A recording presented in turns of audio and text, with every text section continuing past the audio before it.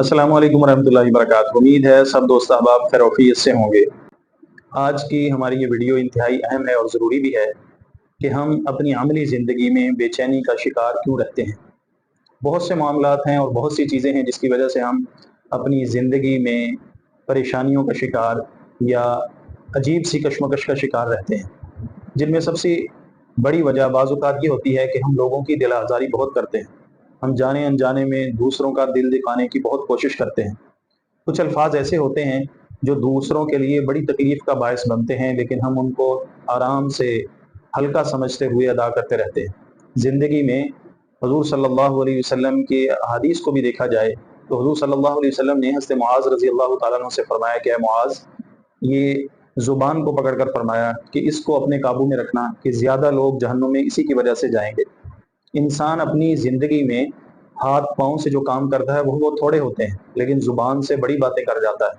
इसीलिए अगर दिन में कोई औसतन 5-10 काम हाथ-पाँव से करता है, तो ज़ुबान से बाज़-औक़ात सैकड़ों बातें कर जाता है, और जो ज़्यादा बोलता है बाज़-औक़ात वो दूसरों की दिल आज़ारी भी ज़्यादा करता है।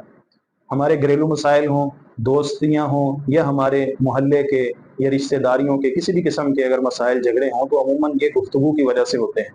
हम बहुत सी बातें नॉर्मल समझते हुए, मज़ाक समझते हुए करते रहते हैं, लेकिन वो दूसरे की दिल आज़ारी का सबब बनते हैं। जैसे किसी की इजाज़त के बगैर उसकी चीज़ इस्तेमाल करना अच्छी बात नहीं, ऐसे ही किसी का दिल दुखाना भी अच्छी बात नहीं।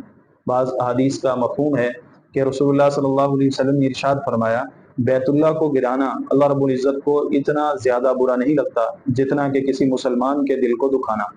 अल्लाह रब्बुल इज़्ज़त के यहाँ किसका क्या दर्जा है, इसका इल्म इस दुनिया की ज़ाहिरी आँखें बंद होने के बाद पता चलेगा। ज़ाहिरन कोई मालूम नहीं अल्लाह के यहाँ कौन कितना नेक, परहेज़गार या मुत्तकी है, अल्लाह का कितना मुक़र्रब है, अल्लाह का कितना करीबी है।